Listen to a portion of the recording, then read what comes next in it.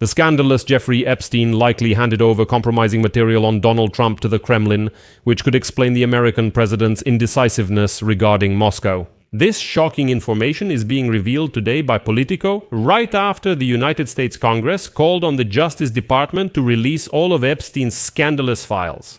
And in the coming days, Trump will have to defend himself from attacks even more actively. This scandal goes far beyond the United States. Politico writes that the American financier convicted of sexual crimes, Jeffrey Epstein, tried to pass information about United States President Donald Trump to Russian President Vladimir Putin shortly before the meeting of the two leaders in Helsinki in 2018. This is stated in the billionaire's letters published by Congress. For this purpose, Epstein tried to contact the Minister of Foreign Affairs of the Russian Federation, Sergei Lavrov.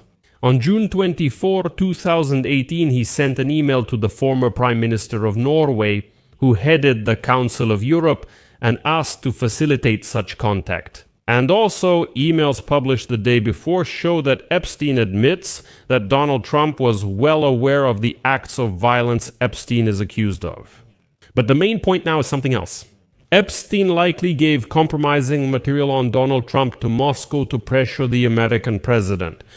My name is Alexei Pichi. Let's discuss this topic together. But before we start, I ask you to subscribe to this channel, give it a like, and write any detailed comment under this episode. Also subscribe to my Telegram channel Pichi News. The link to it is in the description of this video. There we publish breaking news as soon as it comes in.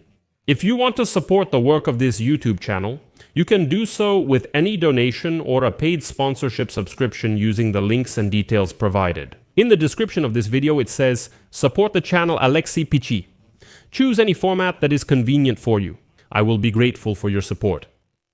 So, recently, part of Jeffrey Epstein's emails were published in the United States Congress, which indicate that the financier not only had connections with Trump, but also participated in his international diplomacy. Jeffrey Epstein stated in his correspondence that he gave the Russians information about Trump. As Politico writes today, the recently published emails demonstrate the extensive network of foreign contacts of the late convicted sex offender with whom he corresponded regarding Trump's political decisions. And the first episode concerns the meeting between Trump and Putin in Helsinki in 2018, after which Trump was clearly crushed. As Politico writes, almost a month before President Trump's meeting with the Russian dictator Vladimir Putin in Helsinki. In 2018, Jeffrey Epstein tried to deliver a message to the top Russian diplomat. He said, "If you want to understand Trump, talk to me." Congress just released Epstein's correspondence. And based on that, on June 24, 2018, Epstein wrote in an email to Thorbjørn Jagland, the former Prime Minister of Norway, who was then head of the Council of Europe, that he wanted to talk to the Russians and pass something on to them. Epstein writes, quote, "I think you could suggest to Putin that Lavrov could get information by talking to me." Well, obviously he meant Sergei Lavrov, who has held the position of Russia's foreign minister for a long time. In the email correspondence, one of hundreds published by congressional investigators on Wednesday, Epstein also indicated that he had previously spoken about Trump with Vitaly Churkin, the influential Russian ambassador to the United Nations, before Churkin died in 2017. And here is a quote from Epstein's letters published by Congress. "Churkin was excellent in conversations, he understood Trump. It's not difficult. You have to see how he understands that everything is so simple." And, as Politico writes, quote, "This exchange of letters was one of dozens demonstrating Epstein's remarkable network of international partners with whom he often corresponded about the political decisions of Donald Trump's first term. Therefore, Epstein could pass on various information to people who later met with Trump."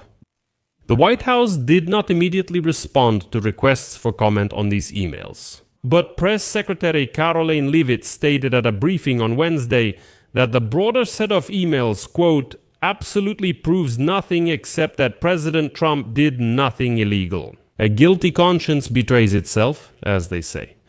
Trump quickly criticized Democrats for releasing the emails. More telling, Trump immediately urged Republicans to block any congressional action on releasing the Epstein files.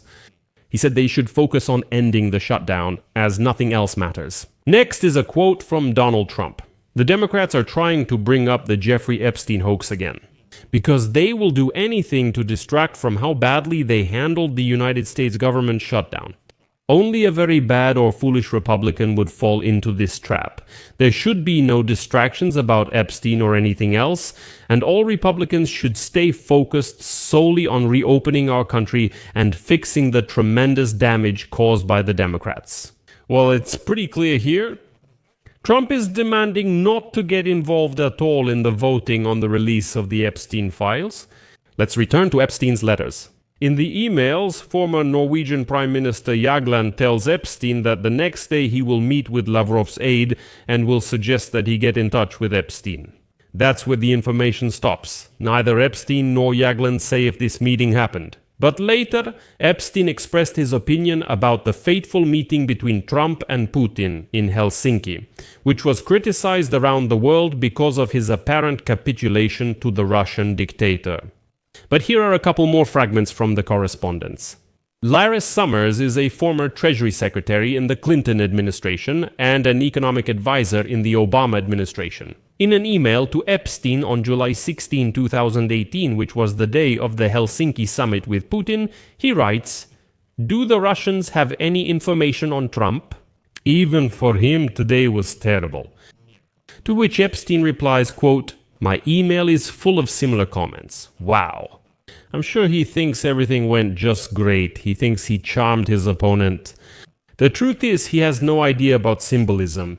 He really has no idea about a lot of things. Trump's behavior at the summit with Putin was predictable, he writes. So Epstein, in response to Larry Summers' request about whether the Russians have some information on Trump since he behaved that way, a few days after that, Epstein was showing off his foreign connections in an email exchange with former Trump advisor Steve Bannon, telling him in a message on July 23, 2018, that Bannon needed to be physically present in Europe to have influence on the continent. Quote, "If you're going to play here, you'll have to spend time." Remote Europe doesn't work. What I mean is, well, you can't work remotely here.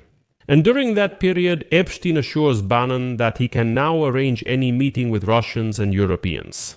And, as Politico writes, Epstein often reached out to his foreign contacts to get their opinion on Trump, since he was closely following the actions of the new president. But there's another interesting episode here. A year before he reached out to Jagland for help regarding the Russians, Jagland asked Epstein to visit him in Strasbourg, France, so that Epstein could help him, quote, "to learn more about Trump and about what's happening in American society." T.O. Jagland's ties with Epstein were long-standing. The correspondence also reveals much about Epstein's ties to Middle Eastern leaders and businessmen, but it's telling that none of the people mentioned in this correspondence ever responded to the numerous inquiries from journalists. They all just remain silent and no one comments on this leak in any way. And finally, let me just remind you that Jeffrey Epstein was arrested exactly 1 year after the disastrous meeting between Trump and Putin in Helsinki in July 2019. And just a month later, Epstein was found dead in his prison cell. I'll leave it at that. Share your opinions and conclusions in the comments below this episode. Subscribe to the channel, hit the bell, and don't forget to like. That's all for now. Take care. Goodbye.